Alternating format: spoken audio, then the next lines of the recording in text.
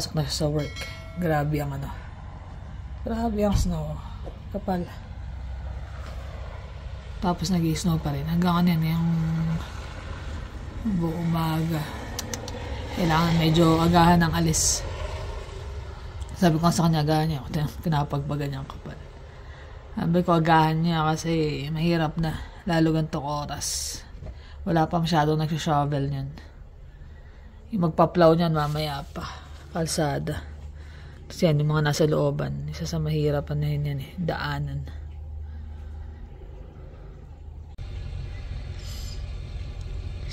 Spring. Sobrang late na rin kasi nag-snow nung winter. Yan kung kailan spring. Malamang yung kotse. Kapal. Abot pa yan siguro ng within this week talaga. Yung snow na yan.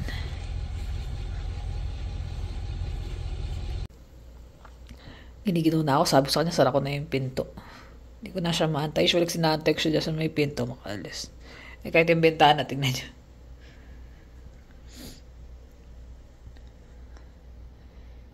Hindi pa makaano ng init ang aming mga halaman. Ganda ng kulay nila pagsasikat na nasisikatan kasi sila ng araw sa may bintana. Ano to, orange. Orange na ma-pink. Magandang gabi guys. Ayan. Kauwi na sa bahay. Okay, magluluto na. Ngayon ang lakas-lakas ng snow. May mga aksidente ba? Ay, biglang tirik naman yung araw. Hindi na malaman. Pero sabi sa weekend daw, gaganda yung panahon. So, we'll see. Meron pa kanina traffic, ang haba. Nalate ako ng 10 minutes sa work. Kumalis ako ng 9:10, nakarating ako 10:10. Ay, aksidente? Patay yun eh. Ano pala yun? Hit and run. Hit and run daw ng truck eh. Kaya pala sa kalsada merong isang yung parang galing sa mga van na yung plate na naiwan. Akala baka iniwasan. Yung pala, hit and run. Nakakatakot din talaga. 57 years old. Hirap na, baka papasok pala sa trabaho. Tapos di mo na mamamalayan. Di na pala makakauwi. Kaya ang hirap din talaga, lalo pag ganyan ang pangat ng panahon. Kaya kailangan bigyan ng time. Kaya lang, gaya nga nun, kahit nag-iingat, kung yung kasabay naman sa kalsada ay hindi. Wala din. So, ngayon luto tayo ng garlic parmesan wings at saka crab meat rice. Nakahanap ako ng karabit, naalala niyo last time naghahanap ako. Pero wala yung binibili ko dati na brand. Nakalimut, Thailand yun eh. Ito, Thailand din, kaya lang nasa lata siya.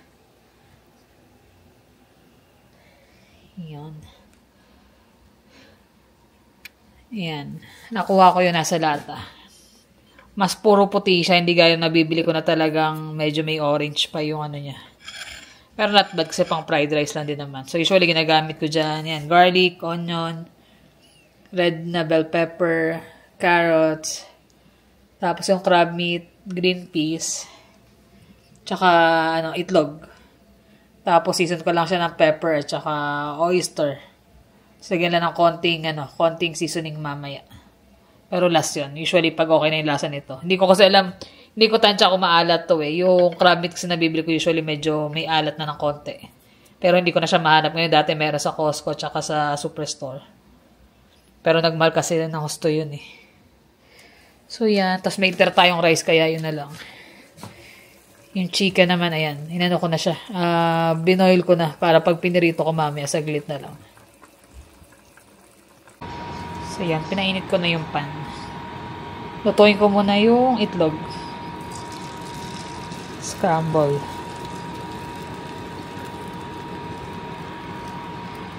Scrambled egg. Para hindi na ako hugas ng kalder, ng kawali. Para dito ko na rin siya dito ko na rin lulutuin yung fried rice. Tapos yung chicken, kino-cool down ko na. Para mamaya breading na lang.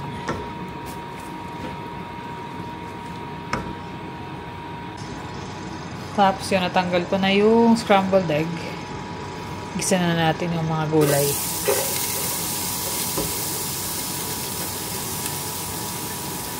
So, carrots, onion, garlic, tsaka red pepper.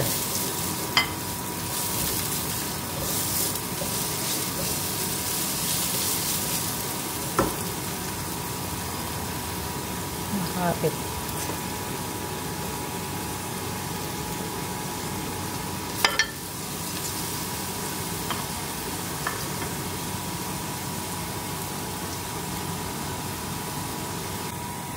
Tapos ito pala yung yung breading na gagamitin ko sa garlic parmesan wings. So ano lang to, yung flour, garlic powder, lagyan ko ng salt, tapos paminta.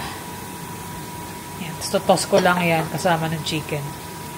Tapos gagawa ko ng ng garlic parmesan na pang toss mamaya. Pero for now yan, niluluto na yung ating gulay. I-add na natin yung crab meat at saka yung green peas.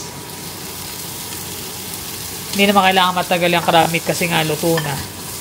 Pero syempre sa atin sa Pinas, mas magandang gamitin kasi yung hilaw, i-blanch mo lang siya tsaka mo himayin. Kaya lang mas matrabaho. Ito may nabibili namang crab dito kaya lang sobrang mahal yung fresh na blue crab. Sobrang mahal. Dati bumibili kami ng ginagataan. Pero parang ilang peraso lang. 20 plus na. Siyempre sa 2-3 peraso sa isang tao. Hindi enough.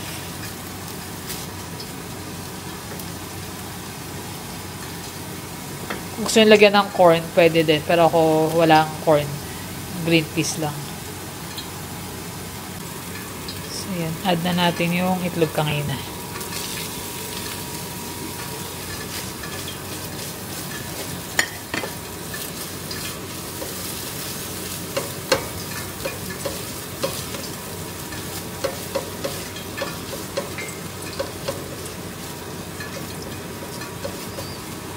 Tapos itong rice namin, half nito tira kagabi.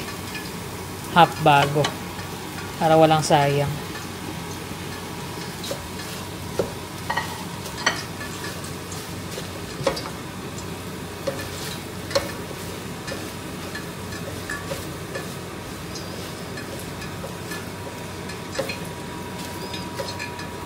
So, ganyan lang yan. Season nyo na lang ng paminta.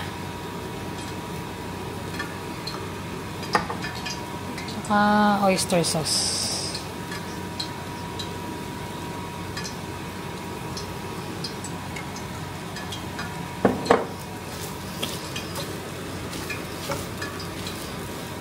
Gusto niya medyo mas darker ang kulay, pwedeng mag-add ng konting dark soy sauce. Kahit konti para mas dark ang kulay, pero sa akin okay na yung ganyan, light.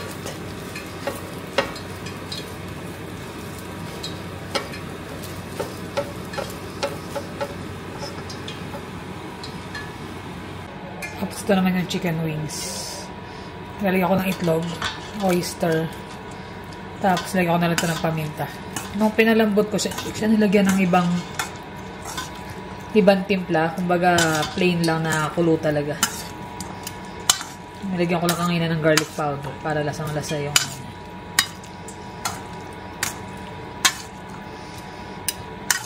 Tapos kapag garlic parmesan wings ang ginagawa ko, light na breading lang talaga. Yung itlog para lang kumapit yung yung harina.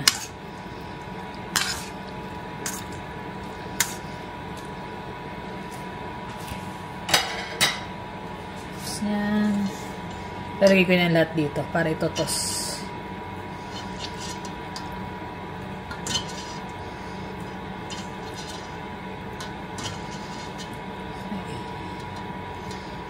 Kalahati muna.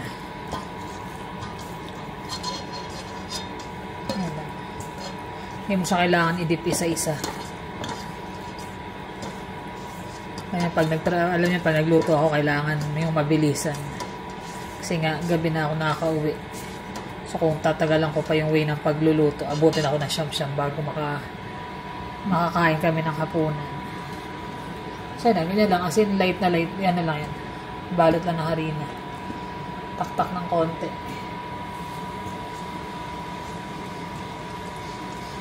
Pinagpalit ko na nilipat ko yung sa fried rice sa kabila.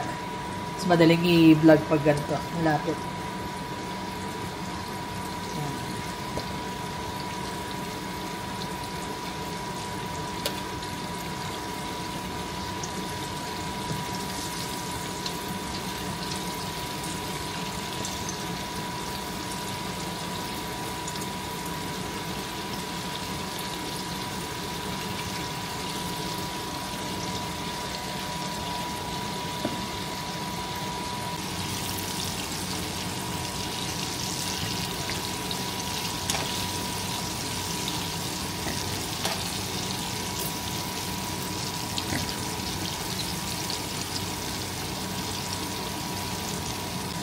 Tapos ito yung pang garlic butter natin. Garlic parmesan pala. So, butter. Nag-melt ko lang yung butter. Lagyan ko ng garlic powder at saka parmesan. Tapos melt na. Pero i-melt muna yung butter bago ilagay yung garlic powder kasi baka masunog.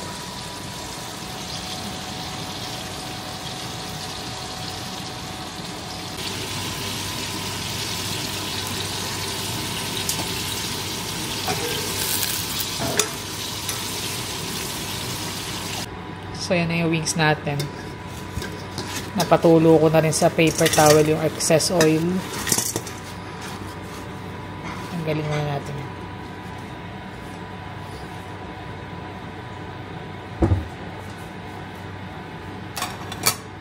Tapos, drizzle lang itong ano. Kung gusto nyo ng salted egg ang flavor, ganun din gagawin nyo. Melt ng butter, tapos yung egg yolk ng salted egg. Tapos season nyo lang ng konting hot sauce, salt, pepper. Pero to dahil may parmesan, maalat na yung parmesan. Hindi ko na kailangan lagyan ng salt. Tapos yan, sauce lang. Tapos add pa ng parmesan. Sauce ulit para ma-distribute ng maayos.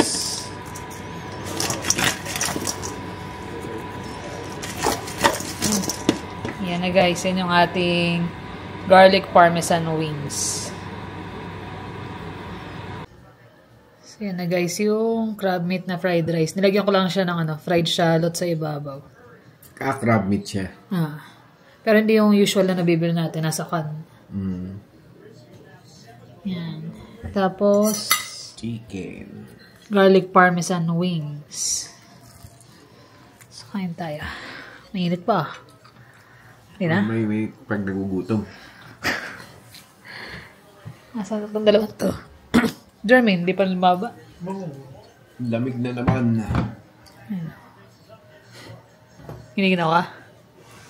Long sleeve na. Hindi, malamig talaga eh. Malamig talaga. Yan. Day off na bukas. Sarap. Sarap buhay. Ikaw, di ba?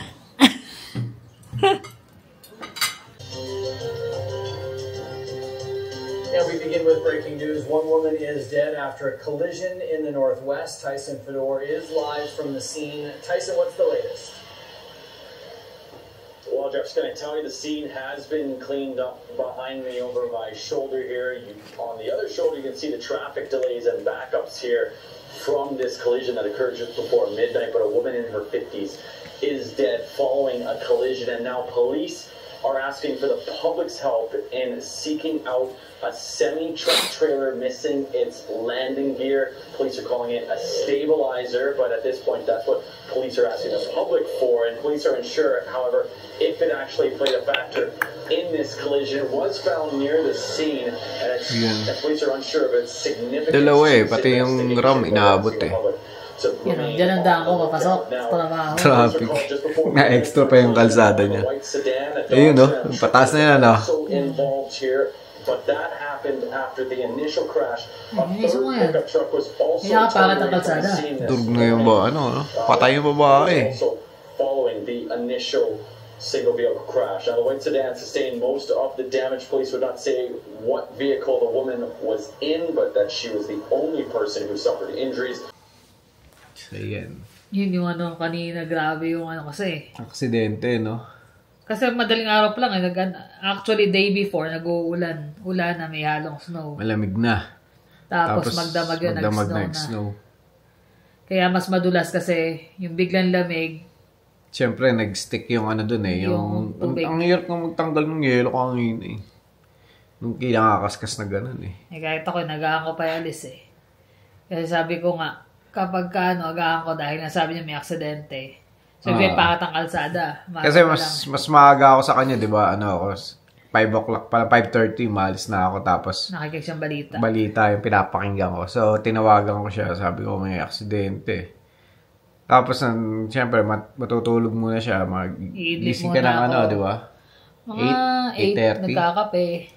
Tinawagan ko naman si Jonas. Sabi ko, Jonas, pakipala mo yung ano, yung dadaanan ng mami mo sa likod. Kasi kako, medyo makapal yung snow. Ang kapal ng snow eh. Tapos, bigla kasing buhos nga. Yung yung kotse niya, pinapagpagan. Kaso pagising mo, dami pa rin. Tapos sabi ko, kapal. Tapos nga dahil nga nung gabi, umulan. So dikit, kasi mo talaga. Yun ang struggle kapag ganyan yung ulan, snow, malamig. Tapos ginawa ko, umalis ako ng 9:10. Usually umalis ako 9:20, 9:25. Sakto dati ko yan, bago mag-10, nandun na ako. Umalis ako 9:10 kasi sabi ko, baka pangat ang daan. Mainam ng sigurado. Dahan-dahan ang drive. Dami. Pagdating ko ng traffic, halos 30 minutes na hindi kumikilos yung sasakyan. Ganun talaga, aksidente. Pero Actually, nag-clear na sila nung time na yun pala. Actually, talagang ganun eh. Pag biglang nagbago yung weather, kagaya niya, biglang nag-snow. Ang daming na-aksidente. Nasa 60 plus daw yung na-aksidente ngayong araw na to eh. Tsaka minsan yung pagtatansya rin sa iba kasi pag nag-drive. Hindi nila alintana na nagbago yung weather. Sana mag-adjust din kayo ng pagdadrive nyo. Consider nyo rin yung mga kasabayan nyo sa kalsada. Kasi yung iba, nasa tamang lane ka na, bubuntutan ka pa rin tapos iilawang ka pa. Ang hirapan na yung gano'n, iti-tailgate ka. Tapos ganyan ang condition, madulas ang kalsada. So, kapag pumreno ka, sigurado yun, dire-diretso bangga. Babangga talaga siya eh. Pag bumangga, buti sana kung siya lang yung ma-aksidente. Damay kayong lahat doon. Dapat talaga matutong mag-adjust. Sa pagdadrive, hindi mahirap mag-drive dito kasi hindi naman sobrang traffic. Kaya lang pag yung condition ganyan, yung weather, kailangan mag-adjust talaga eh. Kahit nga pag umuulan eh. Kasi may mga puddle ng water sa gilid-gilid. Sa mga right side. Maglalamig yung klima. Magpipreach yung tubig. Tapos mostly pa yung drive ko papunta sa work. Pataas baba kasi yun eh. Unlike nung sa kanila na papunta sa south. Halos diretso lang. Halos diretso. Marami lang paliko-liko pero hindi gaya sa may amin na talagang mataas. Sana i-consider nyo yung pag-a-adjust. Kung nagmamadali kayo, agahan nyo. Agahan nyo yung gising, agahan nyo magpagpag, tsaka kayo bumiyahe sa mas mababang kilometer per hour kasi the more na, gagaya nun, yung babae na yun, nag-swerve yun eh. Tapos nadali siya nung truck. Tapos bumangga pa doon sa kaya lang tinakbuhan. Yun ang mahirap. 57. Alam na kung meron kasi ako nakita na video na na nasa likuran niya yung truck, nandoon din yung kotse, tsaka yung ram. Kaya kita yung kaya lang, di ba, yung mga plate number dito sa likod. Yan. Kaya hindi nakita yung plate number. Sa Pinas ba, harap likod? Harap at likod sa Pilipinas. Dito kasi sa likod lang. Sa likod. Ewan ko, Alberta lang yun o rest. Dapat harap at likod kasi malaking information niya. Actually, meron kaming kapitbahay dito. Pagdating ko ng hapon, may bangga, nagmamadali yung magtatay na binaklas yung hood, binaklas yung nagmamadali sila kasi kakandara pa silang dalawa eh. Kasi nakakapagtaka bakit ka magmamadali na magpalit ka agad tapos wasak yung hood, wasak yung bumper, tapos tinanggal nila, nilagay nila dyan. Parang magdududa ka, tinakbuhan ba to? Kasi dito kasi usually insurance naman yan eh. Oo. So, pag may gagawin ganun, tatawag ka sa insurance para maano mo yung bagay, mga claim na dapat para mapagawa. Pero Hindi, yung ganun luma na na kasi yung truck nila, di ba? hindi ganun kaluma. F-150 na luma yun eh. Pero ba't mo papalitan yung mga parts ng pagkakabangga unless may tinatago ka talaga? Tinatago. Bahala sila. Ganun talaga. Hirap Yan, na- hinahanap na nila ngayon kung ano yung truck na yan. Malamang, magbaklas na rin yun. Magpalit na rin ng kung ano. Unless merong camera yung sarap. Yun lang. Mahahanap yun. Nabangga niya kasi yung kotse tsaka yung ram daw eh. Nako. Yun sana, mag-ingat-ingat kasi hindi pa tayo tapos sa... Although spring na, yung mga nandito sa Canada, although spring na, meron pa rin mga times na bigla na susulpot yung Hindi lang, code. dito sa, mostly, lalo dito sa Calgary. Ang bilis magbago ng panahon. Oo, umaraw na nga nung nung hapon pag-uwi ko. Tapos uwi. Ulan na naman. Ulan na naman. Buti ko ulan na simpleng ulan. Hindi, freezing rain na yan nangyayari. Kaya mas delikado. Tapos mag-yelo na naman daw mamaya. Tapos pagdating ng weekend, Mainit na. magdo-double digit na. Ay, nako. Sana last na yun. Tsaka yung mga pagkaganyan na mag-change na ng from winter to spring, wag mo na magpalit ng winter tires. Kasi talagang pagdating ng ganyang March, April, meron pa mga pahabol na snow yan eh. Minsan may buhos nga. Minsan mas matindi pa nga eh. Kami, nagpapalit kami ng May pa. Halos summer na eh. May pa kasi yun eh. Yung mga ulan-ulan, mas safe pa rin pag naka-winter tire. Same din naman pag kayong mag-winter na. September pa lang, end September, palit na kagad. Medyo aga-agahan. Yung pala sa next na winter, dapat pala bago tayo magbakasyon. Magpapalit na tayo ng Ipapapalit na natin yung... Hindi, bago yung isa mo eh. Yung tatlo lang ang papalitan. Ayun lang, na-share lang naman namin. Doble ingat tayo sa mga Ingat kababayan kayo natin dyan. dito. Hindi lang dito, sa lahat ng na nagda-drive. Kahit sa Pilipinas, medyo konting lamig ng ulo. Kagaya ng mga road mga rage. nakikita namin, mga road rage. Kahit nga sa swimming pool sa Bulacan eh. Nag-aaway eh. Saan nakatakot sa baril? Parang ganun-ganun lang, Yung pagsisisi talaga, wala sa una yan. Sa huli lagi yan eh. Tama. Kaya bago sa mga road rage na ganyan, medyo pag-isipan muna natin Isipin kung niyo muna, may madadamay or kung ano nabaril niya nga yung niya, yung girlfriend niya raw eh. Yung tinamaan eh. Kasi nakapatay siya ng isa, yung isa critical, pati yung girlfriend niya nabaril. Ano mapuprove mo sa sarili mo? No? Di syempre, doon ka na sa kulungan. Ano mangyayari sa'yo doon? Napakahirap makakulong. Kung mapapanood mo lang yung mga documentary sa Pilipinas ng mga kulungan, talagang Grabe, siksikan. Kaya mas mainam bago gumawa ng mga ganong action, pag-isipan muna. Kagaya sa dati, yung sa US naman, yung Pilipino, binaba niya pa yung Kausap niya yung asawa niya through phone. Tapos kung hindi pa nakukuha yung asawa, nasa Pilipinas sa Pilipinas. Sa California yun, Ata, parang ganun. Tapos nagkaroon ng road rage. Nakipaggalita siya while kausap niya yung asawa niya, nasa phone. Nagulat na binaba lang niya, di ba? Nagkasagutan sila, binaba niya yung nung kotse niya. Yung sa window. Yun nga, may baril. Pinagbabaril siya. Narinig na mismo ng asawa, may pumutok. Wala na. On the spot yun. Mahirap na gano'n. Mahirap maging matapang. Minsan, kailangan, mo na lang magpasensya. Wag na natin masyado yung init ng ulo. Kasi walang mararating talaga init ng ulo. Kasi once na nagagalit na yung isang part, tapos sinabayan mo pa na kala mo matatakot mo siya or mas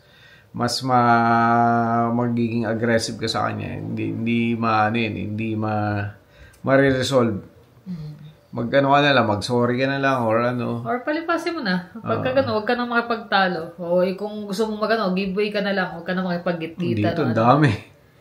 Minsan nakakapikon dito, pag namiinit ng ulo, kasi minsan tututukan ka, or bigla kang ikakat, tapos minsan may sisigsag pa ng gano'n sa kalsada. Ayaw mo na lang, huwag mo na, palagpasin mo na lang kasi walang maidudulot na maganda. Isipin mo na lang may pamilya ka nag-aantay sa'yo sa bahay. Yung gastos mo, nagtatrabaho ka, papakahirap ka doon sa kinikita mo. Tapos, kahit may insurance ka hindi ka basta-basta, kumbaga, yung aberya. Abertihan mo na yung sasakyan mo, Hindi, dadala kung mo anong doon, may ganyan. mangyayari sa'yo eh. Kawawa yung pamilya mo nasa nag-aantay, akala pauwi ka na, tapos yung pala napano ko na sa kalsada. Kaya be safe lagi, tsaka ano lang, mag-ganan tayo, pasensyoso sa pagdadrive. Lalo na dyan nga, Pilipinas, mainit ang weather, mainit ang ulo. Lahat, tapos traffic, Traffic pa. Kaya medyo, kalma lang. chill lang. So, yun lang. Kaya naman guys, na-share lang naman namin sa inyo. Sana mag-ingat kayo lagi at salamat sa inyong panonood. At saka nagustuhan nyo sana yung yung recipe mo na masarap Kasi simple lang yan, simpleng recipe lang. Sa mga nagmamadali, like sarap yung crab meat. crab meat, naka-chempoli ako. Not bad na rin kahit yung nasa lata, hindi usual na binibili. Masarap pa rin. Hindi yung yung parang gawa-gawa lang. Imitation yun. Real crab Iba meat. nga yung lasa. Medyo pricey din yun, pero sulit naman. Nagustuhan naman nila. Paano guys, maraming salamat sa inyong panonood. Ingat kayo lagi. See you on the next vlog. Bye!